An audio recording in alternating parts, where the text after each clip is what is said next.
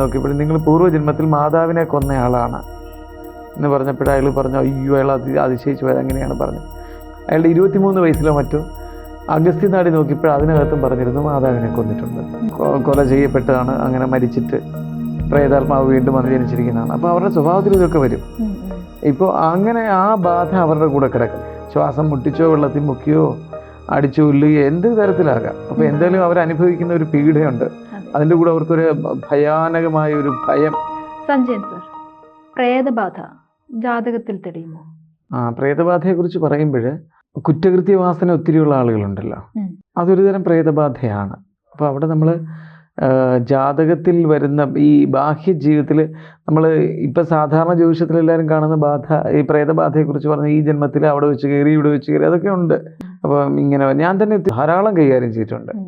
ഇപ്പോഴത്തരം കുറച്ച് കുറവാണ് എൻ്റെ അടുക്കൽ വരുന്നത്. മുമ്പ് ഒത്തിരി ഉണ്ടായിരുന്നു. അതായത് വേറെ എനർജികൾ നമ്മുടെ വരുന്നതിനെ കുറിച്ചും ഇപ്പോൾ നമ്മൾ ആ കുട്ടിക്ക് അനുഭവിക്കുന്ന അങ്ങോട്ട് പറയും, അതെ ഞാൻ അങ്ങനെ തന്നെയാണ് അനുഭവിക്കുന്നത് എന്നൊക്കെ ഇങ്ങോട്ട് പറഞ്ഞിട്ടുള്ള സന്ദർഭങ്ങളുണ്ട്. പ്രത്യേകിച്ച് ഈ മംഗലാപുരം ഭാഗത്തൊക്കെ ഈ മുമ്പ് നഴ്സിങ്ങും അങ്ങനെയുള്ള കോഴ്സുകളൊക്കെ പഠിക്കാൻ പോകുന്ന ആ അങ്കുശങ്ങളും പെമ്പിള്ളേരും ഒക്കെയാണ് ഇതൊക്കെ കൂടുതൽ വന്നിട്ട് ഇങ്ങനെ വന്നിട്ടുള്ളത്. മുമ്പൊക്കെ ആ പ്രദേശങ്ങളൊക്കെ താമസിച്ചിട്ടുള്ളവർ, പ്രത്യേകിച്ച് ഈ തമിഴ്നാട്ടിലെയും ആന്ധ്രയിലെയും കർണാടകത്തിലേക്ക് റൂറൽ ഏരിയയിലൊക്കെ പോയി താമസിക്കുന്നവർക്കൊക്കെ മിക്കവാറും ഇതൊക്കെ തന്നെ. ഈ കൊലപാതകങ്ങളും അതും ഇതുമൊക്കെ എന്തെല്ലാം നടന്നിട്ടും ഒക്കെ ഒന്നാമത് വിശാലമായി ഭൂമി കിടക്കുകയല്ലേ, എന്തൊക്കെ ഇങ്ങനെയൊക്കെയുള്ളതിൻ്റെയൊക്കെ വന്നിട്ടുണ്ട് ധാരാളം.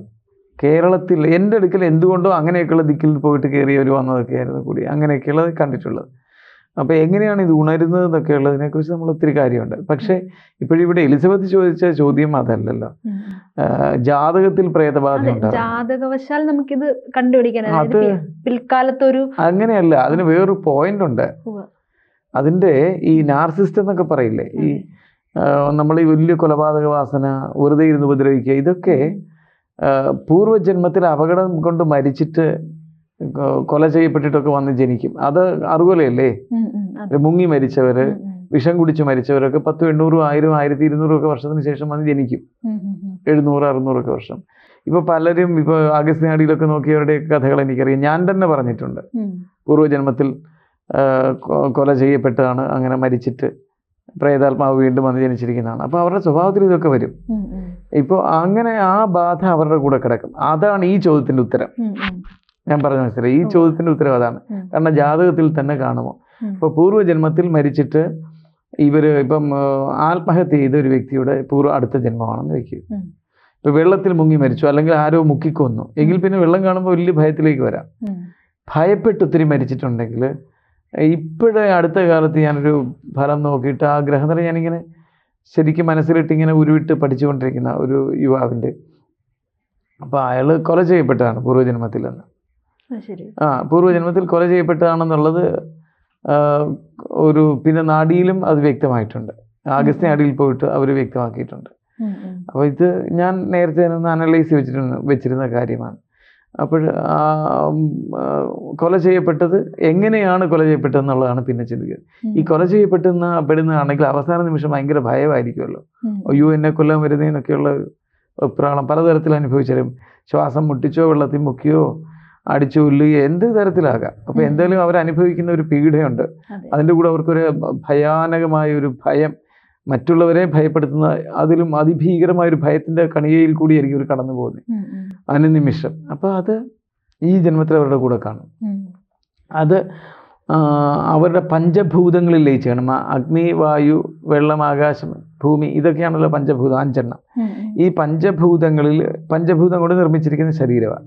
ഇപ്പം നമ്മളിപ്പം ഹീലിംഗ് ചികിത്സകളൊക്കെ ചെയ്യുമ്പം നമ്മൾ ശരിയായ അക്യുപങ്ക്ചറൊക്കെ ചെയ്യുമ്പോഴും പറയത്തില്ല എർത്ത് കണ്ടന്റ് കുറവാണ്, അല്ലെങ്കിൽ ഇങ്ങനെ ഓരോ കണ്ടന്റ്, വായുവിൻ്റെ കണ്ടന്റ്, ഇതൊക്കെ ഉള്ളത് ഇങ്ങനെ ഉണ്ട് ശരീരത്തിൽ.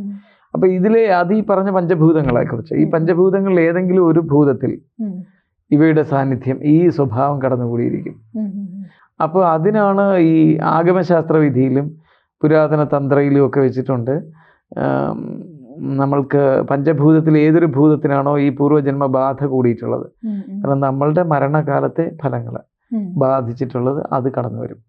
നമ്മളങ്ങനെ ആരെങ്കിലും കൊന്നിട്ടാണ് നമ്മൾ ആത്മഹത്യ ചെയ്താലും വരും. ഇനി നമ്മൾ കൊന്നിട്ടാണ് അല്ലാതെ നോർമലായി മരിച്ചതാണെങ്കിൽ പോലും അവിടെയും വരും. ഇതൊക്കെ നമുക്കറിയാനൊക്കെ. ഇപ്പോൾ കഴിഞ്ഞ 2 ആഴ്ച മുമ്പ് ഒരാളുടെ ജ്യോതിഷം നോക്കിയപ്പോൾ നിങ്ങൾ പൂർവ്വജന്മത്തിൽ മാതാവിനെ കൊന്നയാളാണ് എന്ന് പറഞ്ഞപ്പോൾ അയാൾ പറഞ്ഞു, അയ്യോ അയാൾ അതിശയിച്ചു പോയത് അങ്ങനെയാണ് പറഞ്ഞത്. ഇപ്പോൾ ഒത്തിരി ദോഷങ്ങൾ അനുഭവിക്കുന്നുണ്ട്. അപ്പോഴാണ് പറഞ്ഞ് എത്രയോ വർഷങ്ങൾക്ക് മുമ്പ് അയാളുടെ 23 വയസ്സിലോ മറ്റോ അഗസ്ത്യനാടി നോക്കിയപ്പോൾ അതിനകത്തും പറഞ്ഞിരുന്നു മാതാവിനെ കൊന്നിട്ടുണ്ടെന്ന്. പക്ഷെ പരിഹാരങ്ങളൊന്നും ചെയ്യാൻ സാധിച്ചിരുന്നില്ല. അപ്പോൾ ഞാൻ പറഞ്ഞിരുന്നത് മാതാവിനെ പൂർവ്വജന്മത്തിൽ മാതാവിനെ കൊന്നതിൻ്റെ ദോഷങ്ങൾ അനുഭവിക്കുക. അപ്പോൾ അത് എങ്ങനെയാണ്? ഇത് പലതരത്തിൽ ബാധകളുണ്ട്. ബാധിക്കുന്നതെല്ലാം ബാധയാണ്. അപ്പോൾ പ്രേതബാധയാവുന്നത് നമ്മൾ ആരെയെങ്കിലും അങ്ങനെ കൊന്നിട്ടുണ്ടെങ്കിൽ, അല്ലെങ്കിൽ ഏതെങ്കിലും ഒരു തരത്തിൽ നമ്മളാൽ കൊല ചെയ്യപ്പെടുകയോ ഒക്കെ ചെയ്തിട്ടുണ്ടെങ്കിലും, നമ്മൾ ഇതുപോലെ ആ ജന്മത്തിലെ ഏതെങ്കിലും ഒരു കാര്യത്തിൽ ഇതുപോലെ പോയി വ്യാപരിച്ചിട്ട് അന്നൊരു ഭയമോ മറ്റു കാര്യങ്ങളോ ഒക്കെ ഉണ്ടല്ലോ, അതങ്ങ് സൂക്ഷ്മമായ കാര്യം ഈ പറയുന്നത്. ഈ ജന്മത്തിൽ അതിൻ്റെ എല്ലാം കയറി വരും. അതെങ്ങനെ വന്നു എന്നൊക്കെയുള്ള നമ്മളവിടെ ഉഴപ്പിത്തട്ടി വിടുകയോ ഒരു കാരണം കണ്ടെത്തിയിട്ട് ഇതാണ് ശരി ഇങ്ങനെയൊക്കെ പറഞ്ഞത്, അത് ഒരു പരിധിവരെ ശരിയുമായിരിക്കാം. പക്ഷെ ആ ശരിക്കും ഈ ജന്മത്തിൽ ഇങ്ങനെ വന്നിരിക്കുന്നു ഒരു ബാധ എന്നങ്ങോട്ട് വെച്ചു. ഈ ബാധ ഇങ്ങനെ വരാൻ ഏതെങ്കിലും കാരണമുണ്ടോ? പിന്നെ അവിടേക്ക് പോവുക. അത് ചിലപ്പോൾ ജന്മാന്തര വിഷയമായിരിക്കും, പൂർവ്വജന്മ വിഷയമായിരിക്കും. ഇങ്ങനെയൊരു ബാധ നമുക്കുണ്ടെന്ന് ഇതുപോലെ ജാതകത്തിൽ അല്ലെങ്കിൽ ജ്യോതിഷം നോക്കുമ്പോൾ തെളിഞ്ഞു കഴിഞ്ഞാൽ ഞാനത് അതിനുള്ള പരിഹാര കർമ്മങ്ങൾ ചെയ്തിട്ടാണോ ജപങ്ങൾ ചെയ്യേണ്ടത്, അതോ ജപങ്ങൾ ചെയ്തതിനോടൊപ്പം തന്നെ അതെല്ലാം ആ അനുസൃതമായിട്ട് ജ്യോത്സ്യൻ ആ സമയത്ത് കണ്ടെത്തും.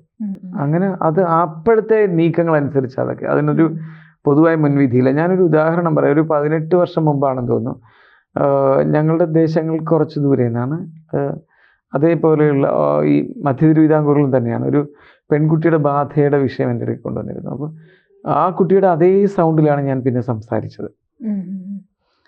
അപ്പോൾ ആ കുട്ടി എന്നോട് ഇങ്ങനെ പറയാൻ തുടങ്ങി പലതും.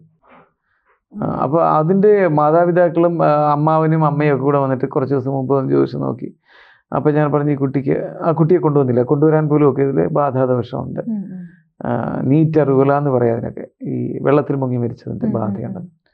അപ്പോഴതിന് അതിൻ്റെ ഇത്തരം മനോഘടന മാറാൻ വേണ്ടുന്ന ഒരുപാട് രീതികൾ നമുക്ക് പുരാതന ജ്യോതിഷത്തിൽ എഴുതി വെച്ചിട്ടുണ്ട്. ഏത് തരം വസ്ത്രം ധരിപ്പിക്കാവൂ, ഏത് തരം ഭക്ഷണം കൊടുക്കാവൂ, ഏതൊക്കെ അന്തരീക്ഷത്തിലേക്ക് കുട്ടിയെ ഇറക്കാവൂ, അതിനോട് എങ്ങനെ പെരുമാറണം, ഇങ്ങനെയൊക്കെ കുറേ നിർദ്ദേശങ്ങൾ നമ്മൾ കൊടുത്തുവിടും. അതിനുശേഷം ചില ചെറിയ പരിഹാരങ്ങളും പറഞ്ഞു വിട്ടു. പിന്നീട് അവർ ഇത്ര ദിവസം കഴിഞ്ഞ് വരാൻ പറഞ്ഞപ്പോൾ അവർ വന്നു. ആ കുട്ടിയെ കൂടി കൊണ്ടുവന്നപ്പോൾ ആ കുട്ടി മുരളുന്ന ശബ്ദത്തിലാണ് സംസാരിക്കുന്നത്. ആ ശബ്ദത്തിലേക്ക് ഞാൻ മാറി സംസാരിച്ചു തുടങ്ങിയപ്പോൾ ആ കുട്ടി പറയാൻ തുടങ്ങി എന്താണ് സംഭവം. അതൊരു വലിയ സംഭവമായിരുന്നു. അത് ഈ ജന്മത്തിലെ തന്നെ. കാരണം ഞാൻ എങ്ങനെയാണ് ഈ ദേഹത്തിരിക്കുന്ന വ്യക്തി സംസാരിക്കുക, എവിടെയാണ്, ഞാൻ ഇന്ന കോളേജിൽ പഠിച്ചിരുന്ന ഒരാളാണ്, ഇവളും ആ കോളേജിൽ പഠിച്ചിരുന്നതാണ്, എനിക്ക് ഇവളെ വളരെ ഇഷ്ടമായിരുന്നു, അങ്ങനെയാണ് ഞാൻ അങ്ങനെ വന്നത് ഈ കുട്ടിയുടെ ദേഹത്തേക്ക് എന്നൊക്കെ പറയുക. എങ്ങനെയാ അപ്പം ഇതിനെന്താണ് സംഭവം ഉണ്ടായെന്ന് പറഞ്ഞപ്പോഴാണ് ഓണാട്ടുകരയിൽ ഏറ്റവും പ്രധാനം, ഞാനതൊന്നും പേര് പറയുന്നില്ല, ആ ക്ഷേത്രത്തിലെ ഉച്ചക്കഞ്ഞി കുടിച്ചതിന് ശേഷം ഞാൻ നടന്നു പോകുന്ന വഴി, ഇവള് നടന്നു വരുന്ന വഴിക്കാണ് ഞാൻ ഇവളുടെ ദേഹത്തേക്ക് കയറിയത്. അതിൻ്റെ ആ ദൃശ്യം പറയൂ എന്ന് പറഞ്ഞപ്പോഴാണ് പറയുന്നത്, ഇവള് അവിടെ അടുത്തൊരു വലിയ കുളമുണ്ട്, ആ കുളത്തിലേക്ക് ഈ ഉച്ചക്കലത്തെ സദ്യ കഴിഞ്ഞിട്ട് വരുന്ന ആ ദേവീക്ഷേത്രത്തിലെ സദ്യ കഴിഞ്ഞ് വരുമ്പോൾ ആ ക്ഷേത്രക്കുളത്തിൽ അല്ല ഈ പൊതുവായിട്ട് ഇങ്ങനെ വരുന്ന വഴിക്ക്, ഇന്നത്തെ പോലെ മതിലൊന്നും ആയിട്ടില്ലല്ലോ, അപ്പോൾ റോഡ് സൈഡിലെ ആ കുളത്തിലിറങ്ങി കൈകാല് കഴുകി നട്ടുച്ചയായിരുന്നു. അപ്പോഴാണ് ഞാൻ ഇവളിലേക്ക് വന്നത്. ഞാൻ ആ പോയിന്റ്സൊക്കെ ഇപ്പോഴും ഓർക്കുന്നു. അങ്ങനെയായിരുന്നു. അപ്പോൾ പിന്നെ എങ്ങനെയാണ്, എന്തിനാണ് ഈ കുട്ടിയുടെ ദേഹത്തു നിന്ന് പോയിക്കൂടെ എന്ന് ചോദിക്കുന്ന ഒരു സീനുണ്ട്. അപ്പോൾ വർഷങ്ങൾക്ക് മുമ്പായത്, 10-18 വർഷമായി. അതോടുകൂടി അതൊക്കെ അങ്ങ് മാറി, അതിൻ്റെ എല്ലാ കാര്യങ്ങളും മാറി. ഇങ്ങനെ ബാഹ്യ ജീവിതത്തിൽ ഈ സാധാരണ നമ്മളിപ്പോൾ മുമ്പേ ചോദിച്ച രീതിയിൽ ഗ്രഹനിലവശാൽ ഉള്ള പ്രേതബാധ പൂർവ്വജന്മകൃതമായതിനെക്കുറിച്ച് പറയും. ഇനി അടുത്തൊരു വശം കൂടെ ഉണ്ട്. ഓരോ ചില ജാതകങ്ങൾ കാണുമ്പോഴേ അറിയാം ഇത് വഴിയെ പോകുന്ന വയ്യാവേലിയൊക്കെ വന്നു കയറാൻ പറ്റിയ ജാതകമാണ്. അങ്ങനെയുള്ളവർ ശ്മശാനത്തിനടുത്ത് പോയാലും ഒക്കെ പ്രശ്നമാകും. ചില ജാതകം കാണുമ്പോഴേ ഞാൻ പറയും ഇങ്ങനെയുള്ളവർ മരണസ്ഥലത്ത് പോകരുത്, ശവക്കോട്ടയിലെങ്കിലും പോകരുത്, സെമിത്തേരി പോകരുത് എന്നൊക്കെ പറഞ്ഞു വിടും. അങ്ങനെ അത് വരും, പ്രശ്നമാകും. അങ്ങനെ ഒരു ജാതകം അവർക്ക് കഴിഞ്ഞാൽ നമുക്ക് അതിൽ നിന്നൊരു പ്രൊട്ടക്ഷൻ കിട്ടാൻ നമുക്ക് എന്തെങ്കിലും പ്രൊട്ടക്ഷൻ കിട്ടാൻ ഒരുപാട് ടിപ്സ് ഉണ്ട്. ചിലർക്ക് രുദ്രാക്ഷം ധരിക്കാം, തുളസിമാല, രക്തചന്ദനമാല, പിന്നെ കരിങ്ങാലിയുടെ ഇതുകൊണ്ടൊക്കെയുള്ള ചില പരിപാടികളൊക്കെ ഉണ്ട്. ഇങ്ങനെയൊക്കെയുള്ള ഒത്തിരി കാര്യങ്ങൾ ഉണ്ട്. അതൊക്കെ ചെയ്താലും ഇതൊക്കെ ഊരി വയ്ക്കുകയൊക്കെ ചെയ്ത് കഴിഞ്ഞാൽ പിന്നെയും വരാനുള്ള സാധ്യത കൂടുതലാണ്. സാധ്യതയുണ്ട്. പക്ഷേ ഇതിനൊക്കെയുള്ള ഒരു വലിയൊരു മറികടക്കലുണ്ട് ധ്യാനത്തിൻ്റെ പരിശീലനം. ധ്യാനത്തിൻ്റെ പരിശീലനം പിന്നെ ഈ ടിബറ്റൻ ബുദ്ധിസത്തിലെ കുറേ സമ്പ്രദായങ്ങളുണ്ട്. പിന്നെ ഈ മന്ത്രങ്ങളാണോ? അതൊക്കെ ഭയങ്കരമാണ്. പിന്നെ പ്രാണായാമത്തിൻ്റെ പല സ്റ്റെപ്സ് ഉണ്ട്. പിന്നെ പ്രാണായാമികൾ എന്ന് പറയുന്ന തന്നെ ഒരു ഗ്രൂപ്പ് ഉണ്ട്, സന്യാസി വിഭാഗങ്ങളുണ്ട്. അതൊക്കെ വളരെ കുറവാണ്. അപ്പം ഇന്ന് നമ്മൾ ഈ ഹഠയോഗത്തിൽ പഠിക്കുന്ന പ്രാണായാമങ്ങൾക്കും അപ്പുറത്തേക്ക് വേറെ പ്രാണായാമ ശൈലികളൊക്കെ ഉണ്ട്. അങ്ങനെ ഒരു അവധൂത സന്യാസി ഒരിക്കൽ എൻ്റെ അടുക്കൽ വന്നിരുന്നു 2003. അദ്ദേഹത്തിൽ നിന്ന് കുറച്ച് കാര്യങ്ങൾ എനിക്ക് ഉൾക്കൊള്ളാൻ സാധിച്ചിട്ടുണ്ട്. അപ്പോൾ അങ്ങനെയുണ്ട് അത്തരം കാര്യങ്ങളൊക്കെ ചെയ്യുന്ന പ്രാണവായുവിനെ സഞ്ചരിപ്പിക്കുന്ന കുറേ കാര്യങ്ങൾ ചെയ്യുന്നവർക്കൊന്നും ബാധ വരുന്നില്ല എന്നുള്ളൊരു സത്യമുണ്ട്. അതായത് യോഗ പ്രാണായാമത്തിന് വലിയ പ്രാധാന്യം കൊടുക്കുക. മുമ്പേ പറഞ്ഞ പോലെ വ്യത്യസ്തമായ പ്രാണായാമം ഹഠയോഗത്തിലൊക്കെ പറഞ്ഞിരിക്കുന്നതിന് അപ്പുറത്തേക്കുള്ള പ്രാണായാമ ശൈലികളുണ്ട് ഒത്തിരി. അപ്പോൾ അതൊക്കെ ഗോപ്യമായിരിക്കുകയാണ്. അപൂർവം കുറേ സന്യാസ വിഭാഗങ്ങളിൽ വല്ല വനാന്തരങ്ങളിലുള്ള സന്യാസികളിലും ഒക്കെ കാണത്തുള്ളൂ. അപ്പോൾ അത്തരം കാര്യങ്ങളൊക്കെ അത്തരത്തിലുള്ള കാര്യങ്ങൾ പരിശീലിക്കുന്നവർക്കൊക്കെ നെഗറ്റീവ് എനർജികൾ ഒരു പരിധി വരെ അവർക്ക് തടുത്തു തീർക്കാം. ഒരു പരിധിയല്ല, അതിനൊക്കെ നമ്മൾ ഇതൊന്നും പറഞ്ഞു തീർക്കാൻ സാധിക്കുന്നില്ല. എത്രമാത്രം തീരുന്നു, എത്രമാത്രം തീർക്കാം, അങ്ങനെയൊക്കെ കയറി പറയുന്ന എല്ലാം മൗഢ്യമാണ്, മണ്ടത്തരമാണ്. ഞാൻ അങ്ങനെ കയറി പറഞ്ഞ് സ്ഥാപിക്കാൻ ശ്രമിക്കുന്ന ഒരു മഹാമണ്ടത്തരമാണ്. പിന്നെ എൻ്റെ മുന്നിൽ എത്തിയിരിക്കുന്ന വിഷയങ്ങൾ സമ്പൂർണ്ണമായിട്ട് ഞാൻ മാറ്റിയിട്ടുണ്ടെങ്കിൽ അതെൻ്റെ ഒരു ഭാഗ്യവും അവരുടെ ഭാഗ്യവും എന്താ പറയണ്ടേ, അന്തരീക്ഷത്തിൽ നിൽക്കുന്ന പല പല അദൃശ്യ ശക്തികളുടെ അനുഗ്രഹം, ഇങ്ങനെ പലതും പറയേണ്ടി വരും.